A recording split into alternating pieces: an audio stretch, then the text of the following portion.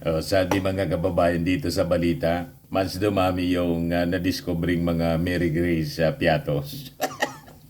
Di ba? Matatandaan mga kababayan na close to, to 2,000 na mga pangalan ang pinadala pa. Panibagong batch ito, pinadala ng House Committee on Good Governance and Public Accountability, headed by Congressman Joel Chua ng Maynila. Dinadala po sa Philippine Statistics Authority kasi kaduda-duda po yung mga pangalan. Ayun, 1,332 po na-discover na mga fictitious, bogus mga kababayan, fake. Kaya nagugas kamay po si Sara Duterte. Dumipin siya na kaagad ng advance nung pinaka-latest niyang press con.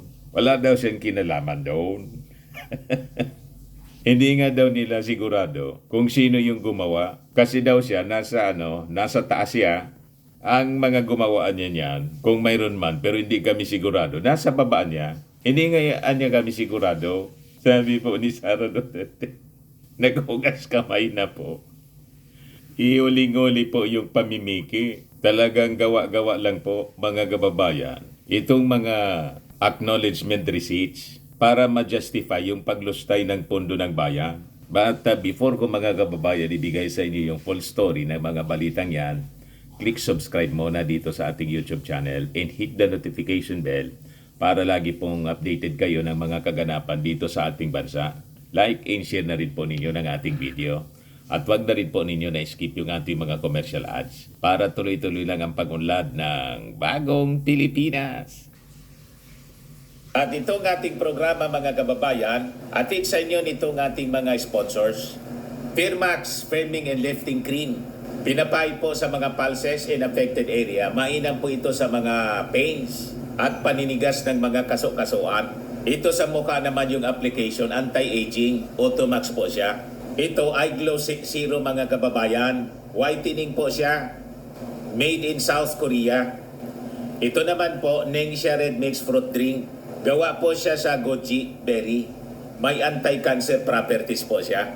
At sa mga nagana po ng malinis and spacious fitness gym, pumunta lang po kayo sa aming Colossal Fitness Gym.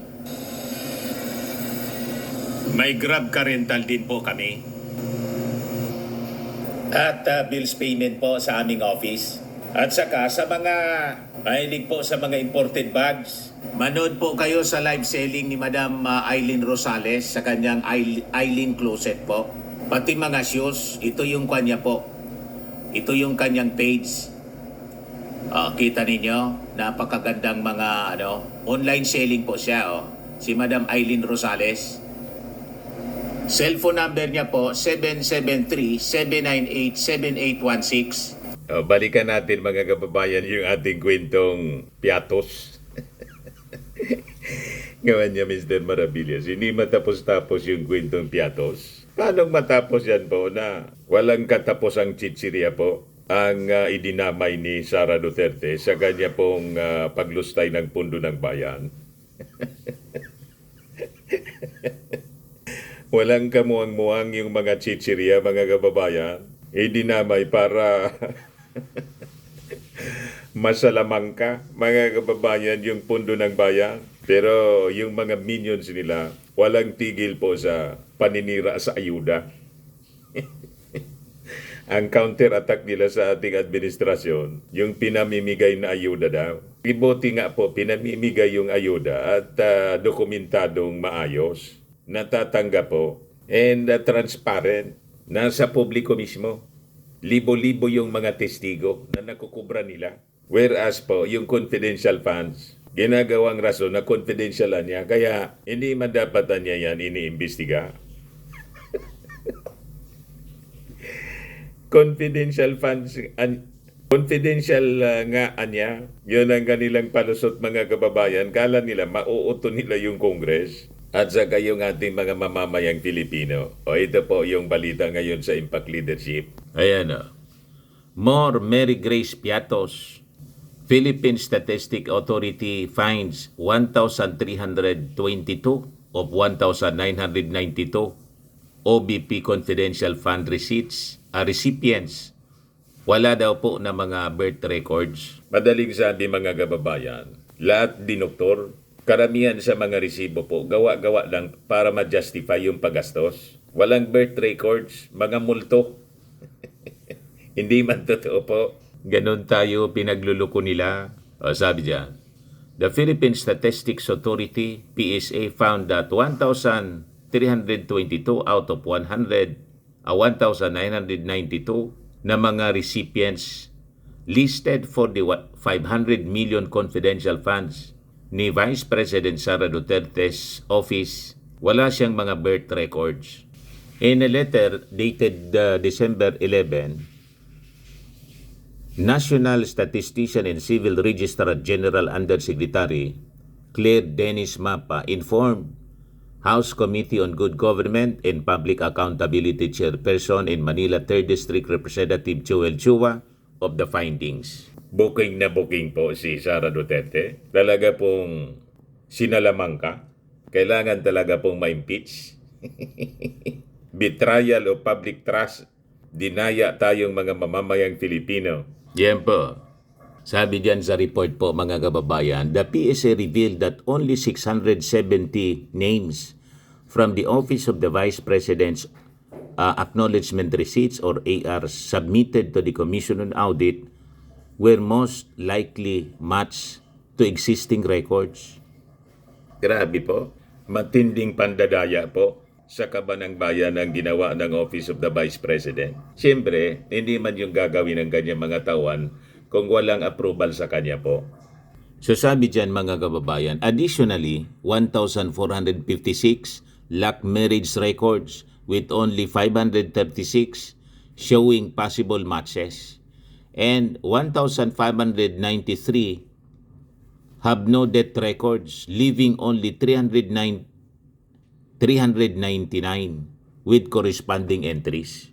Malamang yung 399 lang po yung totoo. The rest, mga kababayan, sa 1,992, lahat multo. Ganon, mga kababayan, tayo pinagluloko nila. Chua questioned the legitimacy of the recipient listed in the ARs. Sabi po ni Congressman Chua, this certification from the PSA leaves little doubt. If these names cannot be found in the civil registry, it strongly suggests they do not exist. The ARs may have been manufactured to justify the disbursement of confidential funds, sabi po ni Congressman Chua ng Maynila. Malamang sa malamang, yun po ang totoo niyan. Dagdag pa mga kababayan ng congressman na ito ang mga findings na to raise a critical question. If the recipients do not exist, where did the money go? This is not just a clerical error. This points to a deliberate effort to misuse public funds. Tinatanong pa ba yan kung saan napunta yung kwarta? Hindi mo na kailangang itanong yan, Congressman Chua. Siguradong nalunok. Yan tama yung sinasabi ta. Sinasabi natin mga kababayan, nalunok. In 11 days, 125 million. Pero ito parte ito ng 500 million mga kababayan. Mas malaki. Sabi diyan sa balita, the PSA's investigation followed earlier revelation regarding the Department of Education's DepEd 112.5 million confidential funds. Out of 677 names listed in the DepEd ARs, 405 lacked birth records, 445 had no marriage records, and 508 were without death certificates. Lahat po aros peke, dinoktor lahat mga kababayan. Kitang-kita ang ebidensya. Ang ebidensya po, galing mismo sa kanila. Sila yung nagbigay ng ebidensya. You see, nataranta po yung Office of the Vice President kung paano i-justify. Kaya nag-manufacture na lang. Malamang ganon ang nangyari. Nag-manufacture na lang sila.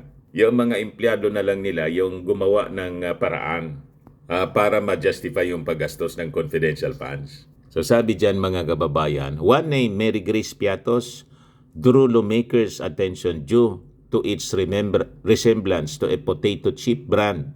The PSA confirmed it does not exist in its database. Another name, Kokoy Villamin, appeared in both the OBP and DepEd ARs but bore different signatures with no corresponding PSA records for either. Ano kayo ngayon, mga DDS? Ano pa yung depensa ninyo? Ang strategy, mga kababayan, ng mga DDS sa kanisara, siyempre, yun ang kumpas niya eh. Lituhin yung mga mamamayang Pilipino, pagtakpan po yung issue sa paglustay ng confidential fund sa pamamagitan ng mga propaganda sa social media. Ang inaatake po, mga kababayan, yung ayuda ng ating Pangulong Bongbong at ni Speaker Martin Romualdez. Nililihis nila po yung issue. Yan ang counter-attack nila. Sino maluloko ninyo? Diba? Kailangang panagutan ito, mga kababayan, ni Sara Duterte. At sabi nga natin, mga kababayan, sino man sa mga senador na a-acquit kay Sara, once alimbawa yung impeachment case umabot sa Senado, lahat ng senador, kaya sila ka-line up ng ating Pangulong Bongbong, hindi namin po iboboto, isushoot namin sa inidoro. Tandaan ninyo yan, mga senador, itatak ninyo sa bato, kasama si Bato. Itaga ninyo sa bato, sa ulo ni Bato. Tama po? Sa mga naghanap ng malinis and spacious fitness gym, pumunta lang po kayo sa aming Colossal Fitness Gym. We also offer Grab Car Rental with our brand new 2023 model ng Toyota Innova. We also accept booking for those who are planning to travel via PAL, Cebu Pacific, and other airline companies, local and international, and bills payment for Meralco Bills, PLDT, Aleco Bills, etc. Ang Colossal Fitness Gym is located at 3rd floor Security Bank Building, Landco Business Park, Legazpi City, Albay. For inquiries, look for Chilon Maravillas. Contact number 0966-802-0949. Yan yung aming Innova. Lagi na pong matao sa amin. Pati mga foreigners po, tingnan ninyo. Mga British tourists sila. Ang lalaki ng katawan na, mga kababayan, nag-gym sa amin. Ito naman po, Indian National. Ito mga mga European sila. Ito naman yung bago naming product na binibenta online, Eye Glow Serum. Whitening po siya galing sa South Korea. Tingnan ninyo yung epekto sa aking anak na architect entrepreneur, Riz Maravillas. For inquiries, look for Riz Maravillas on FB. Ito naman po, Firmax Firming and Lifting Cream. Pinapipe po ito sa mga pulses and affected area. Mainam po ito sa mga pains at paninigas na mga kasukasuan. Ito po, Automax Radiant Serum. Sa mukha naman yung application. Anti-aging po siya. You will look 10 years younger than your age. Sa mga cancer patients naman po, baka lang gusto ninyo itong itry. Nengxia Red Mix Fruit Drink. Hindi man po siya gamot, food supplement siya. Kaya lang, gawa siya, mga kababayan, sa goji berry. Yung goji berry may anti-cancer properties. Yung mga inquiries ninyo, dumiritso na lang kayo sa aming messenger sa Facebook para masagot namin agad. Ayos po? Ako po si Dante Maravillas. Bye-bye. God bless.